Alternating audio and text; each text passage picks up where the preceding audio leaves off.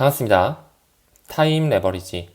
시간을 들여 막대한 수익으로 치워낸다. 금요일이네요. 이번 주 또 평일에 마지막 날을 맞이하게 됐습니다. 즐겁게 하루 보내셨으면 좋겠고요. 좋은 하루 만드셨으면 좋겠습니다. 오늘도 시청해주시고 함께 해주셔서 대단히 감사드립니다. 천천히 시작해 볼까요? 비트코인 현물 ETF에 대해서 이제 슬슬 홍콩도 문호를 개방하려고 하고 있죠. 금 ETF 자금이 비트코인 쪽으로도 꽤 쏠리고 있으면서 실물 금과 디지털 금이 지금 계속적으로 좋은 모습을 보이고 있습니다. 앞으로 이 가상자산 섹터, 암호자산, 암호화폐 섹터 역시 수급이 여전히 긍정적으로 더욱더 거세게 몰아닥칠 것으로 사료된다는 거 여러분들께서도 너무나 직감을 하고 계시죠? 그 부분에 있어서 실물 금값도 지금 사상 최고치를 달려주고 있어요. 4월 4일자 기사고요. 고려아연 같은 그런 관련 주식도 계속적으로 올라가면서 지금 현재 미국 주식을 필두로 한 그 증시 상황도 굉장히 좋은 모습을 좀 보여주고 있죠. 점점 코인 시장으로도 훈풍이 다가올 것으로 보여집니다. 해당 그래프만 보더라도 실물 금만 오르는 게 아니라 비트코인 쪽으로도 자금이 계속적으로 쏠리면서 새로운 지각 변동이 우리를 찾아오고 있습니다. 우리는 이 비트코인을 필두로 한 암호화폐에 대해서 공부하면서 점점 더 커지는 이 생태계에 들어와 있을 필요가 반드시 있겠죠. 다음으로 이 달러를 기준으로 비트코인의 흐름 추이를 보여주고 있는데 한 번에 쭉쭉 올라가는 것이 아닌 한 번씩 꺾이는 부분이 좀 보이시죠? 어느 정도의 중간중간에 건강한 조정, 개미털기 구간은 반드시 필요하다라고 말씀을 드렸습니다. 한번 조정을 받았다가 어떻게 갈까요? 올라갈 수밖에 없다라는 거. 우리가 지금 인지해야 되는 것은 해당 그래프처럼 조정이 왔다라고 해서 쫄 것이 아니라 미래를 보고 비전을 보고 계속적으로 축적해 나가야 되는 것입니다. 일자로 정상으로 뻗는 직선은 없습니다. 그 차트를 봤을 때 어느 정도의 지지부진한 흐름, 소강 상태, 개미털기, 물량 소화 과정을 지나쳐야지만 더욱더 건강하게 탄탄하게 올라갈 수 있다라는 거 명심하셨으면 좋겠습니다. 다음 기사 봤을 때 리플 소송이라고 하면서 해결의 길로 접어드나? 합의 협상은 도대체 언제 되는 것인지 우리 구독자 선생님들이 가장 중요하게 생각하는 서브젝트가 바로 리플과 SEC에 대한 소송, 그 법적 공방전이죠.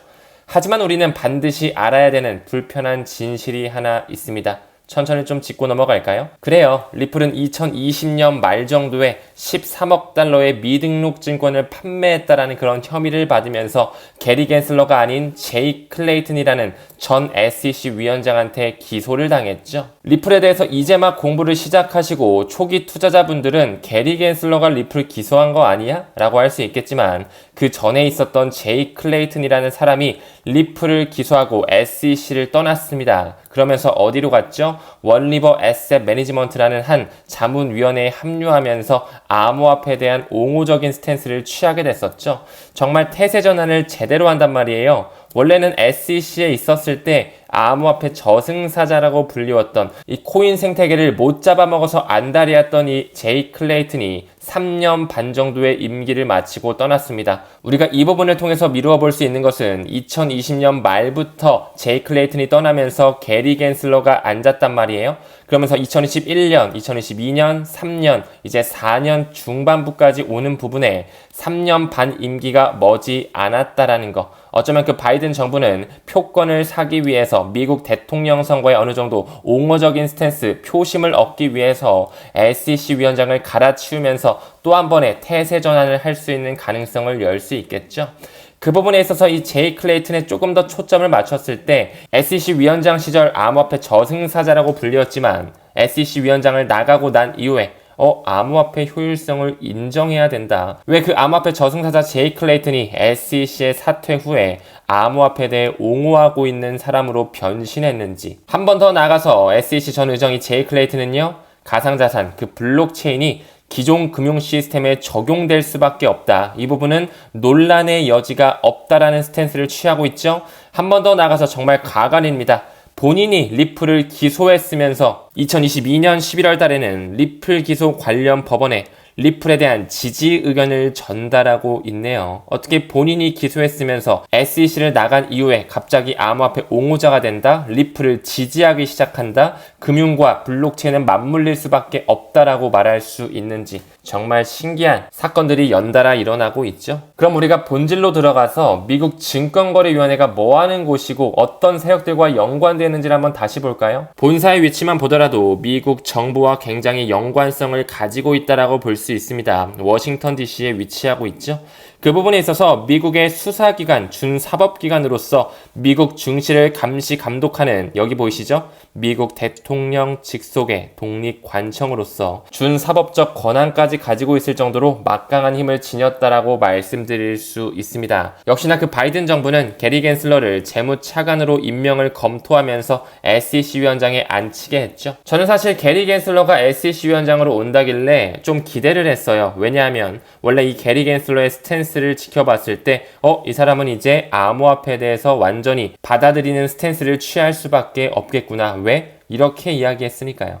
2018년이고요. 나는 낙관론자인데 이 블록체인 기술이 나는 성공하기를 원한다. 그것은 본질적으로 이 금융 시스템 흐름에 관한 것이고 금융 시스템을 정말 강화할 수 있는 신기술이다. 이 말을 들었을 때 우리는 어떤 블록체인이 떠오르죠? 우리가 집중적으로 투자하고 있는 XRP와 굉장히 연관성 있는 말을 하면서 암호화폐 기술이 금융 시스템을 완전히 바꿀 수 있다라고 긍정적으로 보고 있던 사람이 갑자기 어떻게 이런 스탠스를 취할 수 있을까요? 가상자산이 금융 전반에 악영향을 끼칠 수 있대요. 2018년 때와 지금 현재의 스탠스는 너무나 정반대의 모습을 보여주고 있죠. 원래 게리 겐슬러가 SEC 위원장이 되기 전에는 MIT 경영대학원 교수였거든요. 암호화폐 75%가 증권이 아니라고 하면서 금융망을 완전히 새롭게 변화할 것이라고 했던 사람이 어떻게 갑자기 비트코인을 제외한 모든 암호화폐는 증권이라고 할 수 있을지, 비트코인만 옹호하고 나머지는 다 증권이라고 하고 있는데 말이 된다고 생각을 하시나요? 그 암호화폐 옹호자였던 게리 겐슬러가 우리는 더 이상의 디지털 통화가 필요 없다라고 하면서 제이 클레이튼처럼 암호화폐 저승사자 역할을 맡고 있습니다. 과연 이 게리 겐슬러 역시 3년 반의 임기를 마치고 나서도 어떤 스탠스를 취할지 저는 100% 제이 클레이튼과 똑같이 태세 전환을 제대로 하지 않을까, 이런 생각을 가지고 있습니다. 즉 다시 말해 제이 클레이튼과 게리 겐슬러의 움직임만 보더라도 이 소송 자체는 완전히 말도 안 되는 그들의 시나리오일 뿐이다. 각본에 불과하다는 것을 반드시 인지해 주셨으면 좋겠습니다. 이 SEC의 위원장 자리가 그들의 영역 안에 있다라는 것, 그들은 계속적으로 시기의 저울질을 하면서 SEC를 통해 리플의 가격을 누르고 있다라는 것을 반드시 인지해 주셔야 됩니다. 다음 기사 봤을 때 토크나 혁명이라는 굉장히 좋은 기사거든요. 여기에 언급되고 있는 코인들, 우리가 모아갈 필요가 있는 코인들이라고 생각이 되네요.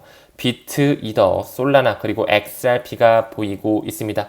기사를 조금 더 살펴볼까요? 이 블록체인 혁신의 기반이라고 하면서 블록체인의 가장 강력한 가치는 시스템을 분산 그리고 민주화하면서 이 P2P 거래, 피어 투 피어 시스템, 중앙 서버를 거치지 않고 퍼슨 투 퍼슨, 사람 대 사람이 온라인으로 결제할 수 있는 시스템을 가능하게 하면서 안전하고 불변적인 기록 보관을 보장하는 능력에 있다라는 거. 비트코인이 왜 나왔죠? 이 P2P 거래하기 위해서 비트코인을 나왔는데 실제로 가치의 이동을 구현하기에는 너무나 많은 한계점이 존재했죠. 그러면서 그 세력들은 달러의 역사가 마무리되는 시점과 맞물리면서 리플 네트워크, XRP 레저의 생태계를 계속적으로 업그레이드 시키고 있습니다. 시간이 지남에 따라 새로운 시장이 창출되고 프로세스를 간소화하면서 신뢰와 투명성에 대한 전례 없는 표준을 확립할 수 있도록 지원하는 기술, 굉장히 많은 블록체인들이 있겠지만 가치의 이동을 담당하는 블록체인, 그 섹터의 대장은 XRP가 맞다라는 것 다시 한번 언급드리면서 모든 자산이 토큰화된 시장, 그 CBDC의 세상에서 어떤 토큰이 가장 높은 위치로 떠오를지, 어떤 토큰이 가장 비전이 있는 토큰인지는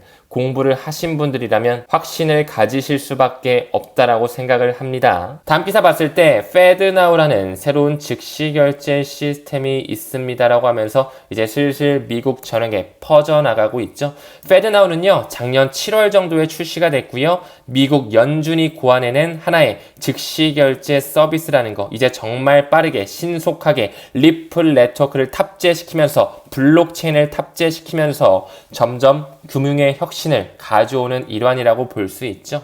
그 부분에 있어서 FedNow는 미국의 35개 은행과 함께 운영하고 있습니다. 우리가 너무나 잘 알고 있는 금권 세력들도 FedNow를 실질적으로 쓰면서 리플 네트워크를 쓰고 있냐라는 그 질문에 당연히 yes라는 대답이 나와야 되겠죠. 첫 번째로 JP모건과 웰스파고, 너무나 잘 알고 있는 연준을 이루고 있는 사립은행들, 그리고 달러의 주인장, 그 기득권 세력들이 만든 하나의 금권 세력들이라고 볼 수 있겠죠.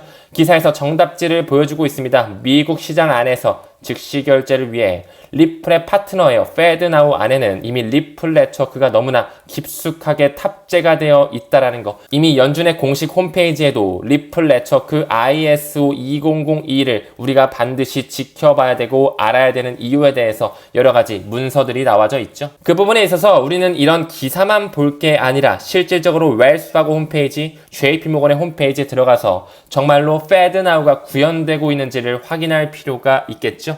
웰스파고의 공식 홈페이지에 즉시 결제를 인해서 이제 정말 성장과 차별화된 그런 기회를 창출해야 된다. 이 부분에서 24/7 하루 24시간 7일 동안 매일매일 365일 동안 이 FedNow라는 서비스가 합류했다라는 것. 이제 웰스파고 역시 정말 이 FedNow 서비스를 탑재하면서 실시간 결제망에 대한 혁신을 불어넣고 있고요.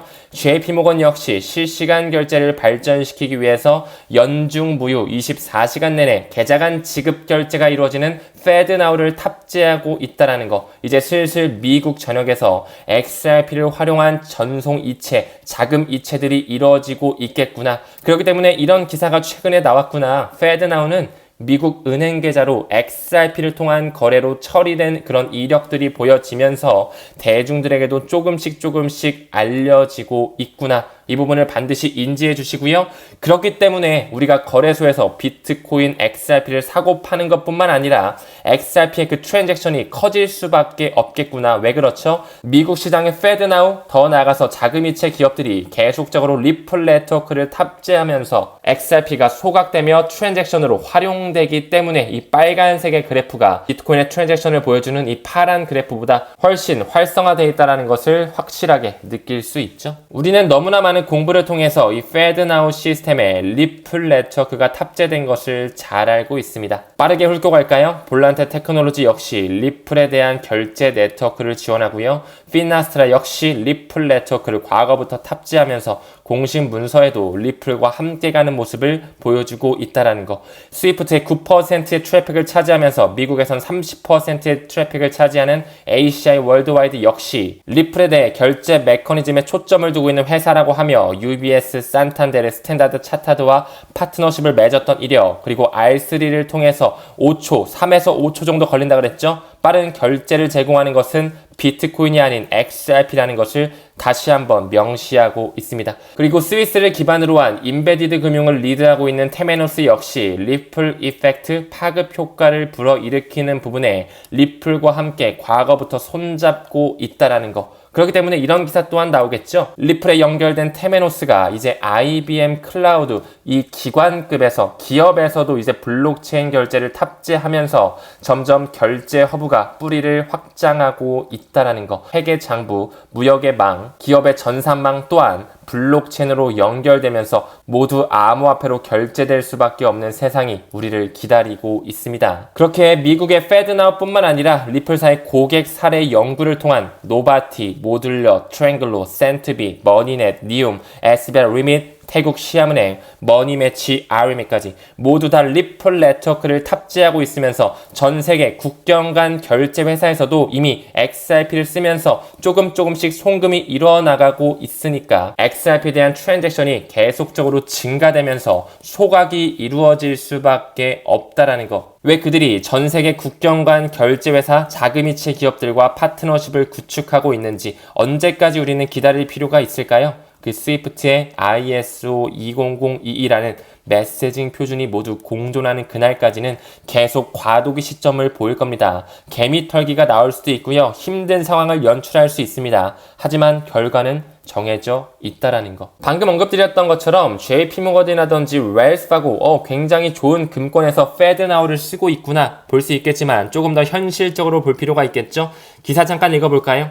연준은 400개의 참여 금융기관을 포함하면서 이 페드나우 시스템을 계속 추가하고 확장시키는 데 진전이 있었다. 하지만 아직까지도 여전히 방관하고 있는 그런 금권 세력들도 있습니다. 미국이 최근에 발표한 참가자 목록, 그 페드나우를 탑재하고 있는 목록을 봤을 때 그 10대 은행 중에 아직까지 참여를 안 한 은행들도 물론 있습니다.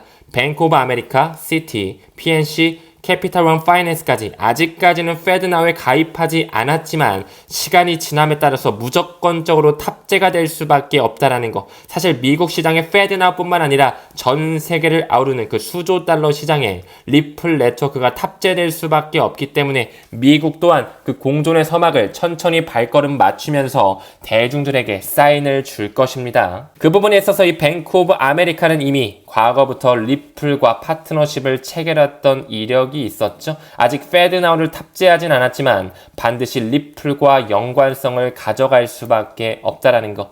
말 나온 김에 뱅크 오브 아메리카의 기업계의 대주주 현황을 봤을 때 역시나 워렌 버핏이 이끌고 있는 버크셔 해서웨이가 13%의 큰 지분을 가지고 있고요. 뱅가드, 블랙록, 스테이트 스트리트, 뱅가드가 굉장히 깊숙이 뛰어들어가 있네요. 버크셔 해서웨이를 다시 한번 좀 봤을 때 클래스 1부터 좀 보고 갑니다. 역시나 워렌 버핏이 이끌고 있으니까 비중 약 40%를 포함하고 있구나. 그 밑에는 피델리티가 뒷배로 자리하고 있고요. 클래스 B를 봤을 때 역시나 마찬가지로 이 뱅가드 그룹이 굉장히 깊숙하게 끼어들어가 있네요. 뱅가드, 블랙록, 스테이트 스트리트, 뱅가드가 보이고 있습니다.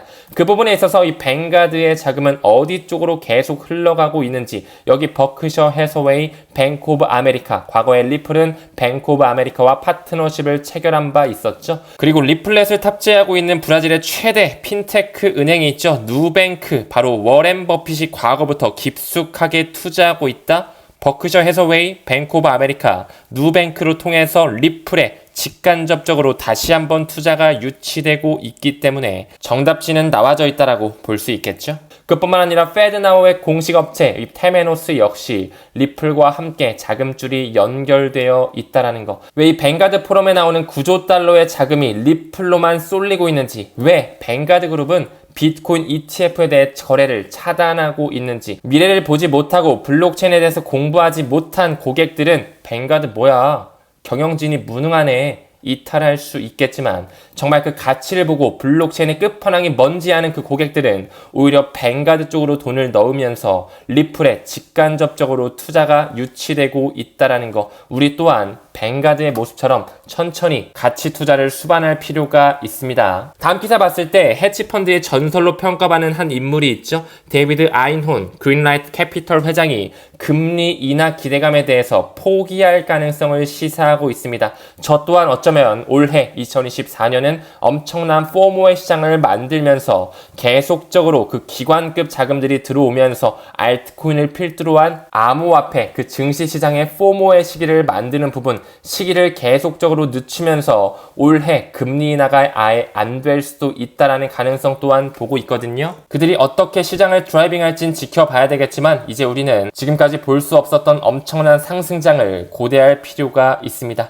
영국에서 또 한 번의 디지털 샌드박스가 나왔죠. 올해 가을 정도에 디지털 증권 샌드박스 코호트가 발표된다라는 거. 이미 영국을 필두로 한 유럽 시장 역시 계속적으로 미카 법안을 통해서 암호화폐 생태계에 직접적으로 규제에 대한 명확성을 가져오고 있고요. 영국의 중앙은행 뱅크 오브 잉글랜드는 과거부터 공식 홈페이지에서부터 리플 개념에 대해 증명하면서 인터레저 프로토콜에 대한 개념을 중요시하고 있습니다. 모든 금융이 하나로 연결되는 개념, 리플의 뿌리로 시작된다라는 것. 그리고 도매용 CBDC에 이동해서는 이 XRP라는 친구가 소각되어져 버린다는 것. 그럼으로써 수요와 공급 법칙으로 인해 폭발이 일어날 수밖에 없다라는 것은 확신하고 있습니다. 최고 분석가는 55배의 XRP 잠재력을 보고 있다라고 하는데 저도 이 스위프트와 맞물리는 XRP 레저의 생태계 그리고 정말로 페드나우가 미국 전역에 퍼지는 것처럼 ISO 20022가 전 세계로 퍼졌을 때 이 리플의 가격은 어디까지 상승할 수 있을지 가늠하기는 어렵습니다만 폭발할 수밖에 없다라는 것은 100% 확신합니다. 오늘 리플과 SEC 소송에 대한 그 전 위원장과 현 위원장의 움직임에 대해서 좀 포착을 해드렸는데요. 불편한 진실이지만 시간이 지남에 따라 그들이 폭발시킬 수밖에 없습니다. 모두 평일 잘 마무리하시고요. 오늘도 시청해주심에 대단히 감사드립니다. 우리는 모든 면에서 점점 더 좋아지고 있습니다. 감사합니다. 성투합시다.